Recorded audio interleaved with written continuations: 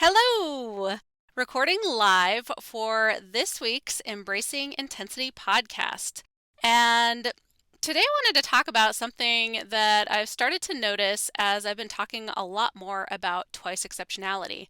Now, in case you may not have noted or seen, but I actually had a post on TikTok go semi-viral for me. It blew up anyway. I got almost 1,000 followers in a couple of days. And it was basically on, it was a put a finger down twice exceptional edition, which means I had 10 different things that you might relate to if you are twice exceptional. And there were a ton of people who responded, a ton of people who really related.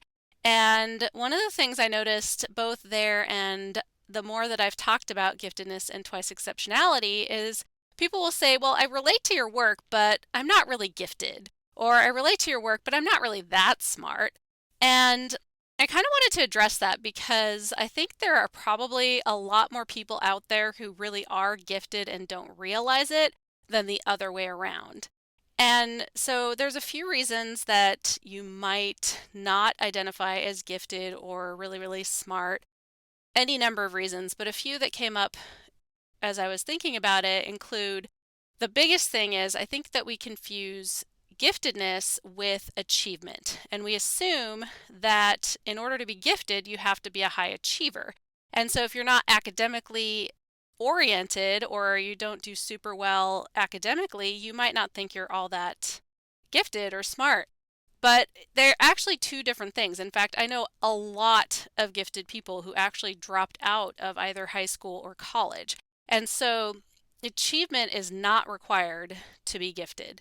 Another thing that might happen is sometimes if our entire family is gifted, we may just think, well, this is just how everyone is, that there's nothing special about me because everybody in your family is the same way. Or you could actually have the opposite, where your family really doesn't prioritize academic achievement or school or any of those things, and so they kind of discouraged some of your gifts growing up.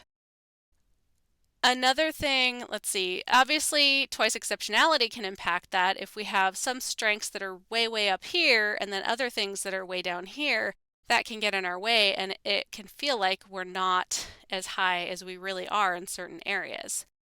And then another thing I've seen is a lot of times if folks have an easy time early on and they do really well and they achieve, then they hit a wall at some point where suddenly they're not doing super well anymore because they've hit whatever that wall is or whatever that line is where they actually have to work hard in order to achieve in whatever it is that they're doing. And one of the things that we tend to do when we're young is we associate part of being smart is things coming easily. And so if suddenly things start to get hard, we start to think, well, maybe I'm not as smart as I thought I was. So those are just a few things that came to mind. For me, I know I was super lucky because I was identified, even though I was identified a little late and I had a pretty not great elementary experience, by the time they moved me out of that school and into a new school. So I knew that it was significant. And then in middle school, I was in a class where in my grade there were only four and then later three of us in my class. So by the time I graduated middle school, there was only three of us in my grade that were in that program.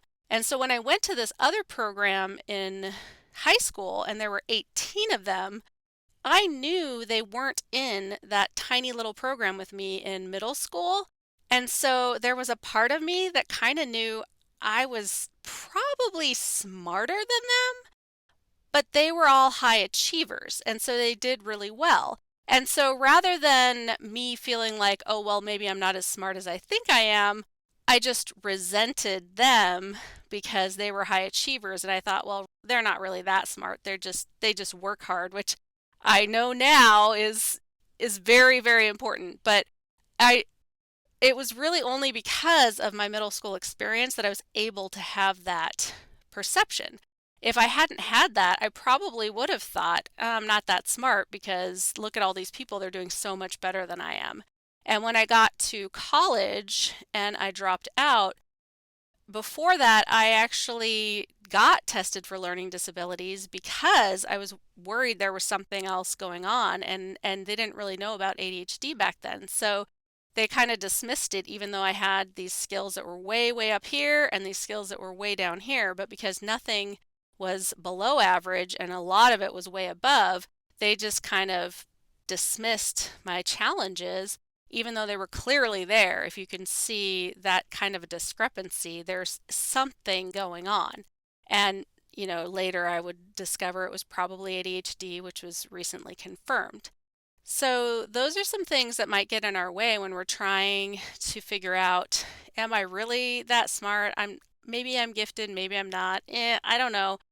But one of the things that I've observed is that if you tend to be drawn to that work, you tend to be drawn to things that talk about giftedness, it's really worth exploring because something I loved on Nadia, she was on my podcast. She has a podcast called Unleash Monday, and she had Paula Prober on and asked her, how many people come to you thinking that they're gifted when they really aren't? And Paula said, none. Which I agree with because I feel like if you think you are, but you're questioning it, you probably are, or you think you might be. It's a lot less likely that you think you might be and then really aren't. Unless, somebody's an extreme self-importance, in which case you probably wouldn't question it. You would just assume you're smarter than everyone and you wouldn't be questioning it. So if you think you might be and you're questioning it, I think it's worth exploring. And speaking of Paula Prober, her take on giftedness, she doesn't always use the term gifted, and it's one of the reasons I didn't use the term gifted for a long time because it there's other thing it puts people off sometimes, and I don't really like the term either.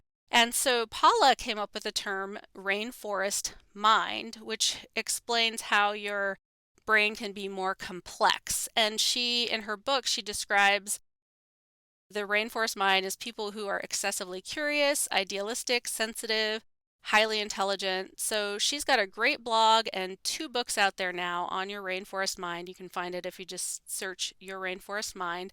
And all of her work is great. It's a great take on it, and it can kind of give you a new perspective. Another one that can give a great perspective is Mary-Elaine Jacobsen's The Gifted Adult. And the way she describes giftedness is intensity, complexity, and drive. So those are the 3 aspects of giftedness that she identifies, and I see that as well when I'm looking. And when it comes to drive, that can be a drive that goes towards achievement, or it can be a drive like for more information or to find out. It can be really like in one area. It can be that hyper focus, that drive to know more, that curiosity, that sort of thing. And so that's the way that I see drive. It doesn't necessarily mean that your drive is to achieve, achieve, achieve. And then finally, the last book that I'd suggest is James Webb, he's the founder of SANG, Supporting the Emotional Needs of the Gifted, and his book for adults is called Searching for Meaning, Idealism, Bright Minds, Disillusionment, and Hope. And some of the things I love about that book is that, first of all, he talks about how oftentimes our natural idealism, perfectionism, this idea that we want to see, this idealistic vision of we might have of the way things should be. And when they're not that way, then we can become disillusioned. And so some people still are kind of living in that idealistic that mode, but sometimes we can be in that disillusioned state as well. And so he talks a lot about coping mechanisms and unproductive ones and productive ones. And so I highly recommend those 3 books. So if you think you might be gifted, or if any of my work resonates, anything from Paula Prober, any of those things, if those resonate with you, I encourage you to look more into it because there is so much to be found in that realm. And it can be helpful in understanding, especially not everybody that I interview on my podcast is twice exceptional. They're not all necessarily intellectually gifted, but they are they do embody some of the characteristics of that I've talked about here. And so if those stories resonate with you, it's worth exploring. But if you suspect that you are potentially twice exceptional, that can be even more important, because if we have these really big strengths and these really big challenges, it can be extremely helpful to identify what those are so that we can use our strengths in a positive way and reframe how we approach our challenges so that we're not pushing up against ourselves and doing things in a way that doesn't work for us. On that note, I did want to share that I am reworking my website right now, and the way that this year I'm really going to be focusing on content and community.